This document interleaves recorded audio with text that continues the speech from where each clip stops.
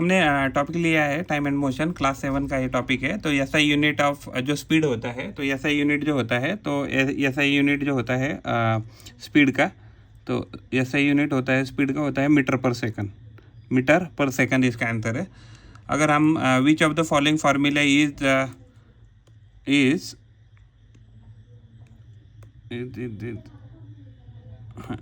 तो which of the following formula is use to calculate distance.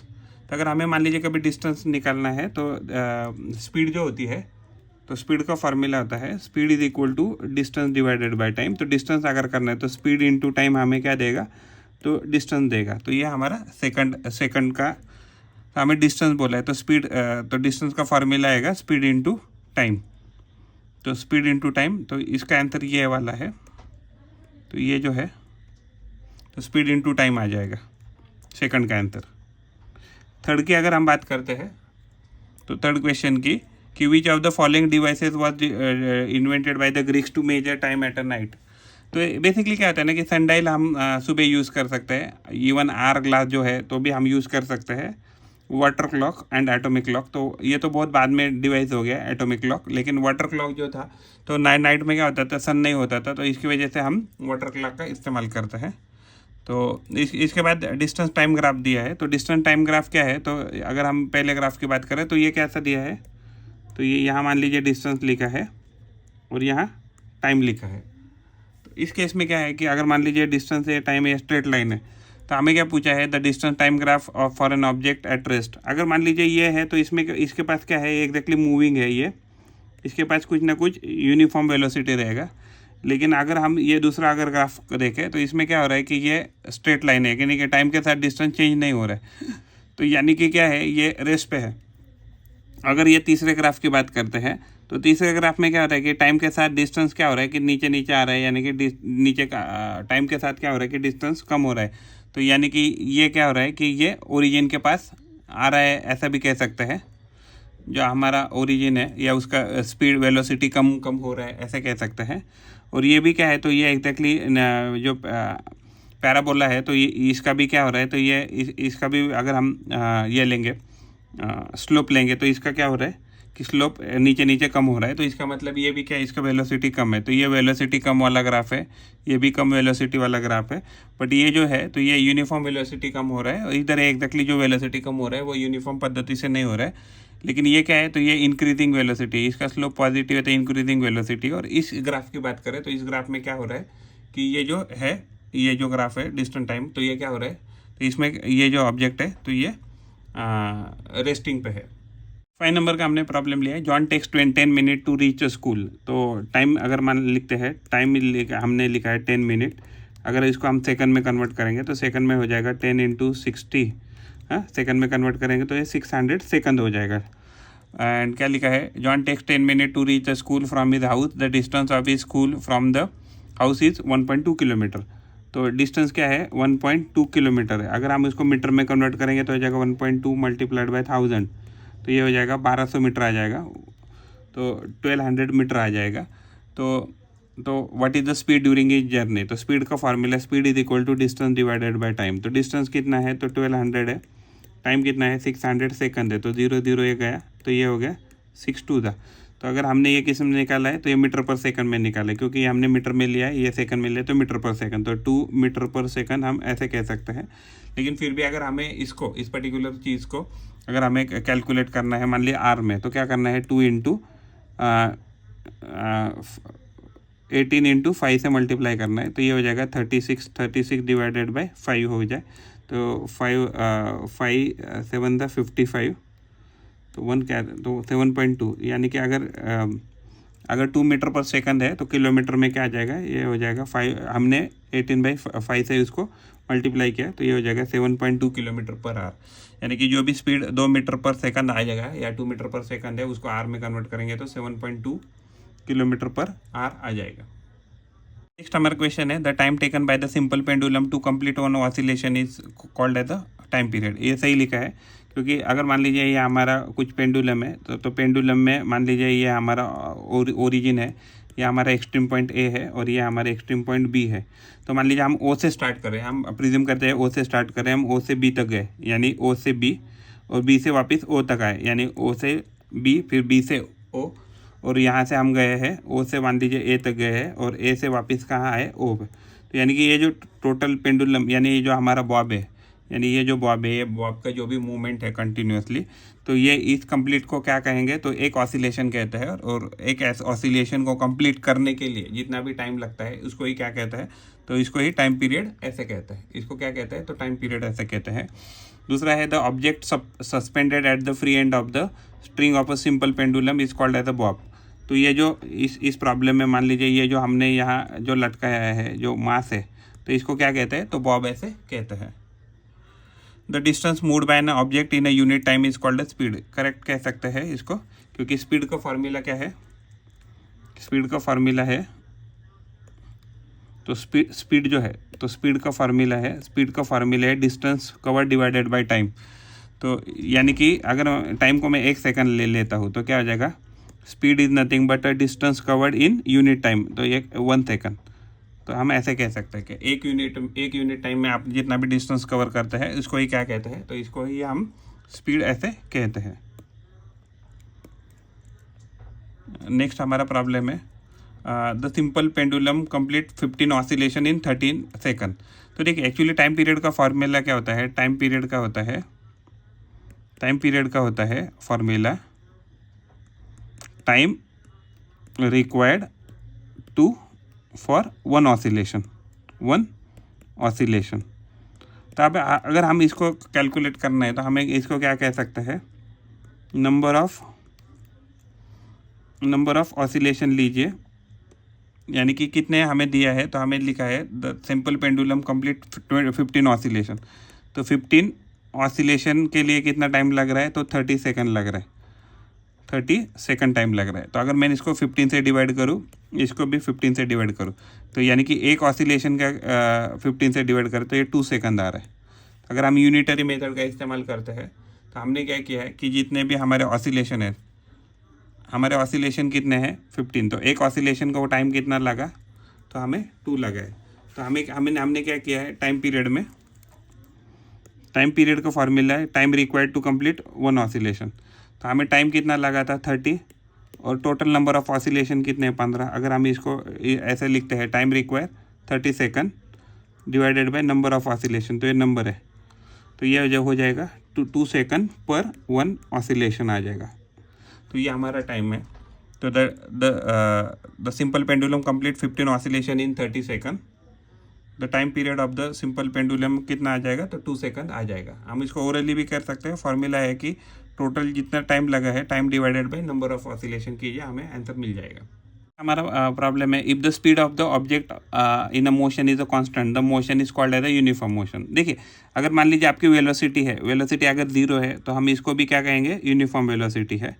या आपकी velocity कुछ कांस्टेंट नंबर दे रही है, तो कांस्टेंट नंबर कुछ भी हो सकता है, लेकिन कांस्टेंट पॉजिटिव इंटीजर में पकड़ रहा हूँ, क्योंकि 0 भी नॉन निगेटिव भी कह सकते हैं। नॉन निगेटिव कोई तो एक वैल्यू है कि जो एक हमें एक नंबर मिल रहा है रियल नंबर का, तो जो वेलोसिटी अगर वो कांस्टेंट है तो इसको हम क्या कहेंगे, तो इसको हम यूनिफॉर्म वेलोसिटी कहेंगे। अगर आपका कंटिन्यूसली स्पीड, उसी स्पीड से आपकी गाड़ी अगर चल रही है तो हम उसको क्या कहेंगे, the speed of the an object in a motion is constant is called as such motion is called as a uniform motion. तो नॉन यूनिफॉर्म में क्या हो जाएगा, तो ये कांस्टेंट नहीं रहेगा, तो ये क्या हो जाएगा, तो ये वेलोसिटी आपकी क्या हो जाएगी, तो वेरिएबल हो जाएगी। लेकिन इस केस में भी ये 0 भी नहीं होगा, क्योंकि ये 0 जब हो जाएगा, तो वेलोसिटी अगर 0 है तो हम उसको यूनिफॉर्म मोशन कह सकते हैं। उस टाइम पे क्या होता है, ऑब्जेक्ट हमारा क्या होता है, रेस्ट पे होता है। प्रॉब्लम हमने लिया है state whether the following statement are true और false. Speed is the distance covered by the body in unit time. तो स्पीड का फॉर्मूला क्या है, तो स्पीड का फॉर्मूला है speed is equal to distance upon time. तो अगर हम टाइम को 1 सेकंड लिखते हैं तो ये हो जाएगा डिस्टेंस कवर्ड इन 1 सेकंड। तो यूनिट टाइम में अगर जो भी डिस्टेंस कवर होता है तो ये 1 सेकंड है, तो 1 सेकंड में जितना भी डिस्टेंस कवर किया है इसको ही हम स्पीड कहेंगे। तो ये स्टेटमेंट ट्रू है। The distance time graph show the uniform motion is always curve. नहीं, कर्व नहीं होगा। मान लीजिए अगर मान लीजिए यूनिफॉर्म मोशन है, मान लीजिए आपका कोई यूनिफॉर्म मोशन है, तो ये मान लीजिए डिस्टेंस है, ये टाइम है। अगर मान लीजिए आपका कभी भी मोशन अगर यूनिफॉर्म है तो एक तो ग्राफ आपका ऐसा आ सकता है, यानी कि क्या है कि ये ऑब्जेक्ट रेस्ट पे है। तो अगर ऑब्जेक्ट अगर यानी कि यहाँ क्या आ जाएगा, वेलोसिटी इक्वल टू 0 या स्पीड इक्वल टू 0 कह सकते हैं। एंड अगर आपका कभी ग्राफ ऐसे डिक्रीजिंग आ रहा है तो इसका मतलब क्या है कि आपका वेलोसिटी क्या हो रहा है, वेलोसिटी डिक्रीज हो रहा है। लेकिन अगर इसके बदले में अगर आपका मान लीजिए कोई ओरिजिन से स्टार्ट किया, मान लीजिए कहीं से आपने स्टार्ट किया और स्पीड धीरे धीरे बढ़ रहा है, तो आपका ग्राफ ऐसे आना चाहिए। तो इसमें क्या हो जाएगा, ये इंक्रीजिंग वेलोसिटी है, इंक्रीजिंग वेलोसिटी या इंक्रीजिंग स्पीड कह सकते हैं। तो एग्जैक्टली अगर ये वाला है ग्राफ हॉरिजॉन्टल, तो इसमें क्या हो रहा है, इस हॉरिजॉन्टल में आपके जो स्पीड है, तो ये हॉरिजॉन्टल स्पीड क्या हो रही है, तो यानी कि ऑब्जेक्ट रुका है। लेकिन अगर आपका ग्राफ ऐसे नीचे जा रहा है, तो यानी कि इसका मतलब क्या है कि इसका स्पीड धीरे धीरे कम हो रहा है। और अगर मान लीजिए ऐसे इंक्रीजिंग है, तो यानी कि इसका क्या है कि तो इसका स्पीड जो है धीरे धीरे इंक्रीज हो रहा है, हम ऐसे कह सकते हैं। तो अभी नेक्स्ट प्रॉब्लम है कि the sun dials could not be use at a night for time keeping. तो ये सही है, क्योंकि सन डायल किस पे चलता है कि देखिए क्या होता है कि अगर मान लीजिए सन डायल में क्या होता है ना कोई तो ऐसा एक प्रोजेक्शन दिया रहता है, और यहाँ से मान लीजिए सन की लाइट आती है, तो सन की लाइट जैसे आएगी तो इसकी क्या हो जाएगी, तो इसकी यहाँ पर्टिकुलर केस में एक कुछ तो शेडो बनेगी। तो अगर मान लीजिए एक सेकंड, हाँ, तो मान लीजिए यहाँ क्या हो रहा है कि एक यहाँ कुछ शेडो बन रही है सन की वजह से, सन जो है, तो सन की वजह से यहाँ शेडो बनेगी। तो ये शेडो क्या हो जाएगा कि सन का जो भी एंगल बन रहा है, सन का जो भी यहाँ एंगल बन रहा है यहाँ पर्टिकुलर केस में, या मान लीजिए यहाँ पर्टिकुलर केस में, तो एक एंगल बनेगा। तो एंगल जैसे जैसे चेंज होता रहेगा, मान लो सन इधर आ गया तो सन का जो एंगल है वो चेंज हो जाएगा। तो सन यहाँ आ गया तो सन का एंगल, या मान लीजिए सन यहाँ आ गया तो इसका एंगल चेंज हो जाएगा। तो ये चेंजिंग एंगल की वजह से क्या होगा, जो लेंथ ऑफ द शेडो है वो अलग अलग हो जाएगा। तो इसकी वजह से हम सन डायल जो है वो नाइट में बिल्कुल भी यूज़ नहीं कर सकते फॉर टाइम कीपिंग। नेक्स्ट में हमारा प्रॉब्लम है the periodic motion of a pendulum has been taken to the clocks and watches. हाँ, कह सकते हैं, क्योंकि क्या है ना कि एग्जैक्टली जो टाइम कीपिंग का ये टाइम जो आया तो actually based on the pendulum ही था शुरुआत में, क्योंकि पेंडुलम जो एक अपना कंप्लीट एक ऑसिलेशन करने के लिए, यानी कि कंप्लीट एक ऑसिलेशन करने के लिए यहाँ से यहाँ ये इसको ओ कहते हैं, इसको ए कहते हैं, बी कहते हैं। तो मान लो पेंडुलम ऐसा अगर हमारा मूव कर रहा है, तो ये मूव करने के लिए उसने जितना भी टाइम लिया इसको हम क्या कहेंगे, तो टाइम पीरियड कहेंगे पर्टिकुलर पेंडुलम का। तो उसके रेफरेंस में ही आगे जाके क्या बने, क्लॉक एंड वॉचेस इस प्रिंसिपल के बेसिस पे ही बनने लगे, क्योंकि उस वहाँ से ही हमें ज़रूरत पड़ने लगे कि हमें टाइम को कैसे कैलकुलेट करना है। नेक्स्ट हमारा सवाल है फॉलोइंग द टर्म्स। डे क्या है, तो डे अगर हम क्लास 7 के रेफरेंस से बात करें कि जब तक हमें सूरज दिखता है तो हम उसको डे कह सकते हैं। फिर उसके बाद टाइम पीरियड क्या है, तो टाइम पीरियड एक हमारे सिलेबस के हिसाब से कोई भी चीज़ है तो उसका एक ऑसिलेशन कंप्लीट करने के लिए जितना टाइम लगता है तो उसको हम टाइम पीरियड कहते हैं। जैसे टाइम पीरियड डे की बात करें तो एक कंप्लीट डे 24 आवर्स का होता है, तो 12 आवर्स की डे होती है जहाँ सन मिलता है, और 12 आवर्स की ऑलमोस्ट नाइट होती है, तो जिसमें हमें तो 24 आवर्स को हम एक डे कह सकते हैं। तो स्पीड क्या है, तो स्पीड इज़ नथिंग बट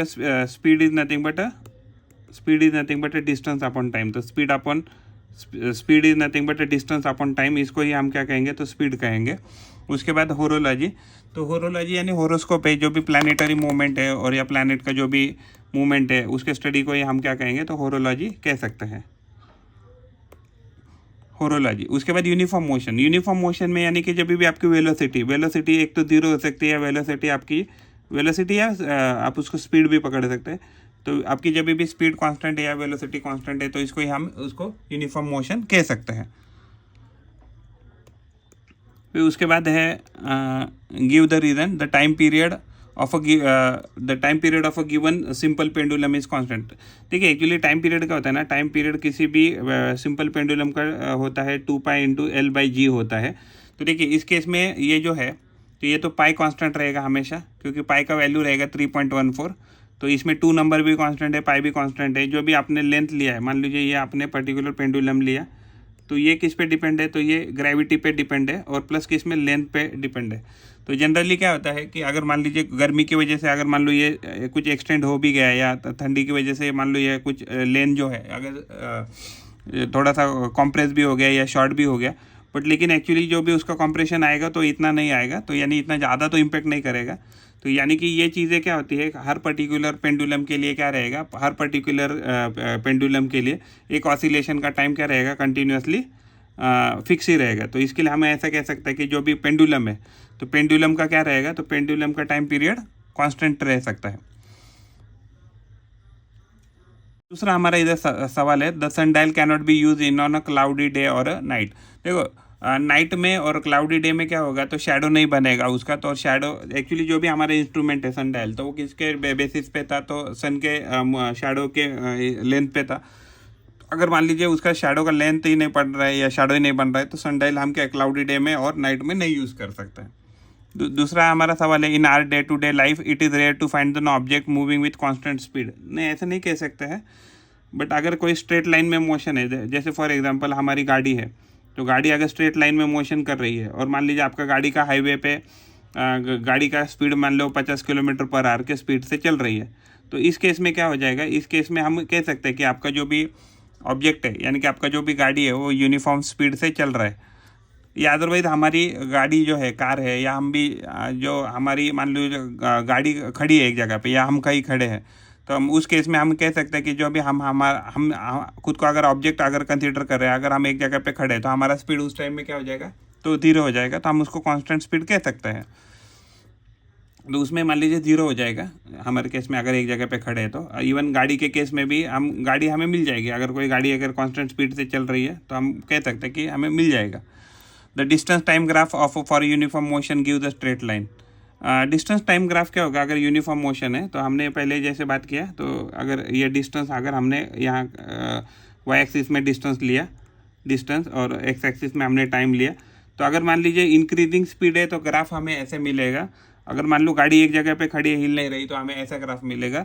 या अदरवाइज अगर मान लीजिए अगर गाड़ी का स्पीड कम हो रहा है, तो हमें ऐसे ग्राफ मिलेगा। तो हम तीनों केस में क्या है कि हमें स्ट्रेट लाइन ग्राफ मिल रहा है। तो इसका मतलब ये सही है कि the distance time graph for a uniform motion give straight line. तो ये सही है। तो यूनिफॉर्म मोशन में हमें क्या मिलने वाला है, हमेशा स्ट्रेट लाइन के ही ग्राफ मिलने वाले हैं।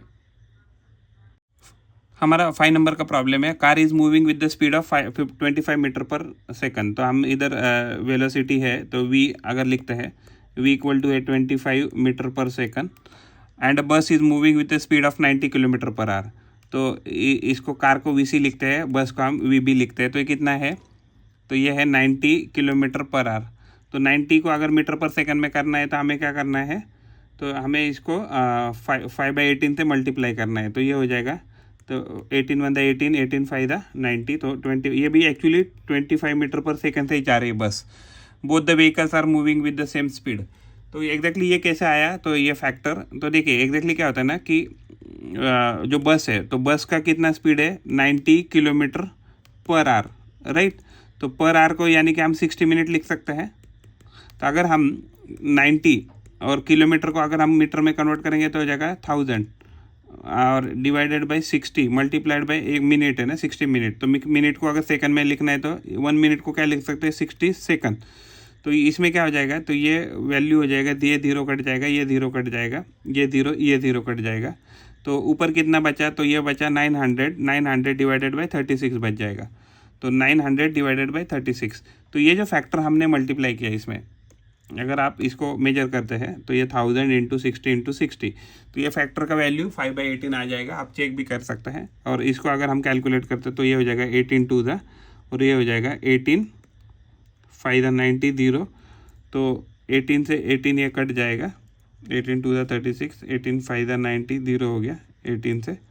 तो ये जो 50/2, 50/2 का वैल्यू क्या आ गया, 25 मीटर पर सेकंड। हमने मीटर और पर सेकंड हम देख सकते हैं, उन्होंने 25 मीटर कार का स्पीड दिया है, एंड हमने बस का भी किलोमीटर को कन्वर्ट करके दिया, तो वो भी कितना आ रहा है, उतना ही आ रहा है। तो आप इसको कॉपी कर सकते हैं। यह प्रॉब्लम लिया है, graphically represent the nature of the distance time graph of motion of the given object. तो athlete is moving with the constant speed. तो अगर हम वाई एक्सिस में क्या लेंगे, तो वाई एक्सिस में हमने लिया है, वाई एक्सिस में हमने लिया है डिस्टेंस, और एक्स एक्सिस में लिया है टाइम। कांस्टेंट स्पीड में अगर मूव कर रहे हैं, मान लीजिए उसकी वेलोसिटी कांस्टेंट है, तो ये ग्राफ ऐसा आना चाहिए। या अदरवाइज मान लीजिए उसका स्पीड कांस्टेंट स्पीड से चल रहा है, मान लीजिए, तो कांस्टेंट स्पीड से मान लीजिए 0 भी है, तो 0 रहेगा, तो ऐसा आ जाएगा। अगर मान लीजिए उसका स्पीड कॉन्स्टेंटली वो कम कर रहा है, तो ये स्पीड लगभग ऐसा आना चाहिए, तो डिस्टेंस टाइम ग्राफ। तो एग्जैक्टली ये 3 ग्राफ बन सकते हैं। तो एक इंक्रीजिंग वाला, एक डिक्रीजिंग वाला, और एक 0 स्पीड वाला। और a train is waiting at a station for another train to pass by. देखिए अगर कोई भी अगर ट्रेन अगर रुकी है, तो यानी कि उसका डिस्टेंस जो है वो विथ टाइम क्या होगा, चेंज नहीं होगा। तो ये जो ग्राफ हमने बनाया है, तो ये कौन सा ग्राफ आ जाएगा, ये जो है, तो यही ग्राफ है कि जो रुकी हुई ट्रेन है, तो रुकी हुई ट्रेन का graph with reference to time ऐसा ही आ जाएगा। तो ये हमने यहाँ डिस्टेंस लिया है वाई एक्सिस में, और एक्स एक्सिस में हमने क्या लिया है, तो टाइम लिया है। तो ये हमारा ग्राफ है रुकी हुई ट्रेन का, या कोई भी कोई रुका हुआ ऑब्जेक्ट है तो उसका ऐसा ही आ जाएगा ग्राफ। और नेक्स्ट क्वेश्चन है, water clock is better than measuring time than the sun dial why. देखिए सन डायल में क्या होता है ना, सन डायल के केस में कभी कभी शैडो आ जाती है, तो शैडो आने की वजह से हमें क्या होता है कि सही से शैडो नहीं मिलती है। तो हमें एग्जैक्टली जज नहीं करने को होता है कि एग्जैक्टली शैडो का लेंथ है और कितना वो एरिया कवर कर रहा है। लेकिन अगर उसके कंपेयर में अगर हम वाटर क्लॉक की बात करें, तो वाटर क्लॉक का जो भी पानी गिरने का जो स्पीड है वो कंटिन्यूसली एक ही रहेगा। तो एक्चुअली और क्या है कि उसमें यह दिक्कत नहीं आएगी कि सन है नहीं है, क्लाउडी है, तो इवन नाइट में भी हम यूज़ कर सकते हैं। तो वाटर क्लॉक हमेशा क्या रहेगा, बेटर रहेगा। बट इस वाटर क्लॉक में दिक्कत क्या आती है कि वाटर क्लॉक आप उसको मूवमेंट नहीं दे सकते, उसमें हल्की सी भी एनर्जी अगर आपने डालने की कोशिश की तो जो भी पानी गिरने का जो फ्लो है तो वो एग्जैक्टली चेंज हो जाएगा। तो उसकी वजह से हम वाटर क्लॉक को भी अच्छा इंस्ट्रूमेंट नहीं कह सकते हैं। बट एक्चुअली अगर हम कंपेयर करते हैं सन डायल से, तो सन डायल के मुकाबले में वाटर क्लॉक हमेशा बेटर ही रहेगा। तीसरा अभी हमारा सवाल है इधर, differentiate between periodic and non periodic motion with example. हमारा सवाल है कि differentiate between periodic and non periodic motion with example. तो देखिए हमें क्या होता है कि जो हमारा सूरज उगता है, तो सनसेट एंड सनराइज जो है एग्जाम्पल, सनसेट सनराइज, तो एग्जाम्पल किसके, पीरियोडिक मोशन के, ये हर पर्टिकुलर टाइम के बाद होने वाला है। इवन मून राइज जो है, जो मून राइज कह सकते हैं या मून सेट कहते हैं, तो इसको भी ये भी पर्टिकुलर टाइम में होने ही वाला है, पर्टिकुलर डे के। अगर आप एक 30 दिन ऑब्जर्व करते हैं किसी चीज़ को, तो लगभग वैसी टाइम को ये चीज़ें होने वाली है। तो ये किसकी पीरियोडिक मोशन की चीज़ें हो सकती है। जब भी आपका स्विंग मशीन चलता है, तो स्विंग मशीन जब भी मूवमेंट करता है, तो इसको भी हम आपको यूनिफॉर्म मोशन में पीरियोडिक मोशन में काउंट कर सकते हैं। उसके बाद जब हम स्विंग खेलते हैं गार्डन में, जब स्विंग वगैरह खेलते हैं, तो स्विंग का भी मोमेंट क्या है, तो एक पीरियोडिक मोमेंट है। हाँ ठीक है, 2-3 ऑसिलेशन के बाद हो सकता है कि उसका थोड़ा सा मूवमेंट या डिस्प्लेसमेंट कम हो जाता है, बट एग्जैक्टली हम ये कह सकते हैं कि ये हमारा पीरियोडिक मोशन है।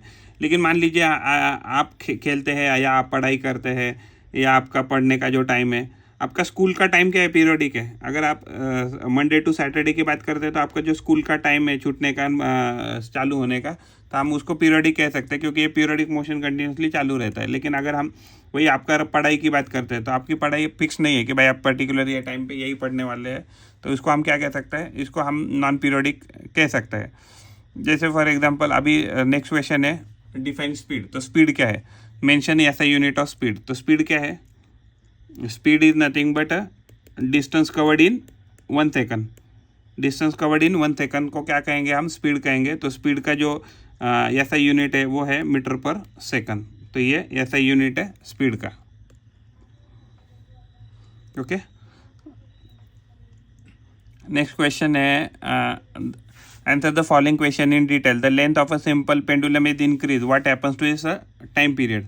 तो देखिए एक्चुअली क्या आता है ना, जो सिंपल पेंडुलम है तो उसका टाइम पीरियड होता है 2π × √L/g, ऐसा होता है। लेकिन ये भी आपने देखिए इस चीज़ में मान लीजिए ये कांस्टेंट है, ये कांस्टेंट है, तो यानी कि टाइम किसके प्रोपोर्शनल है, डायरेक्टली प्रोपोर्शनल टू √L है। तो यानी कि जैसे जैसे आपका लेंथ बढ़ेगा वैसे वैसे आपका टाइम पीरियड बढ़ेगा। तो जैसे जैसे आप लंबा लेंगे धागा और ये छोटा सा धागा है, तो अगर मान लीजिए ये स्प्रिंग लंबी है, ये छोटी है, तो इसका टाइम पीरियड क्या रहेगा, इसका टाइम पीरियड में लॉन्ग पकड़ता है, इसको स्मॉल पकड़ता हूँ। तो टाइम पीरियड ऑफ लॉन्ग वाले का ज़्यादा रहेगा compare to time period of small. तो अगर आप लंबा धागा लेते हैं या कोई लंबा स्ट्रिंग लेते हैं तो उसका टाइम पीरियड ज़्यादा रहेगा। तो इसीलिए जैसे ही आप लंबा स्ट्रिंग लेंगे या लेंथ में जिसकी लेंथ ज़्यादा है ऐसा लेंगे स्ट्रिंग, तो उसका टाइम पीरियड क्या होगा, ज़्यादा होगा, यानी कि उसको एक ऑसिलेशन कंप्लीट करने के लिए ज़्यादा टाइम लगेगा। The mass of a pendulum bob is doubled, what happens to the time period. Time period में क्या है कि टाइम पीरियड जो है वो है डिपेंड, उसका फॉर्मूला है 2π × √L/g है। तो इसमें मास का कहीं भी कंसर्न नहीं है। तो अगर मान लीजिए अगर मास आप बढ़ाते भी है तो भी उसका कुछ खास फर्क नहीं पड़ेगा। हाँ लेकिन ग्रेविटी, अगर प्लैनेट टू प्लैनेट देखेंगे या अर्थ में भी अलग अलग जगह पे हो सकता है कि आपको थोड़ा अलग अलग टाइम अलग अलग मिलेगा, क्योंकि वो किस पे, ग्रेविटी पे डिपेंड कर रहा है। लेकिन अगर अपने कोई पेंडुलम है तो पेंडुलम का अगर मास बड़ा भी करते हैं या कम करते हैं या ज़्यादा करते हैं, तो आपका जो टाइम पीरियड है किसी भी पेंडुलम का, तो उसके ऊपर आपको कोई भी इम्पैक्ट नहीं दिखेगा।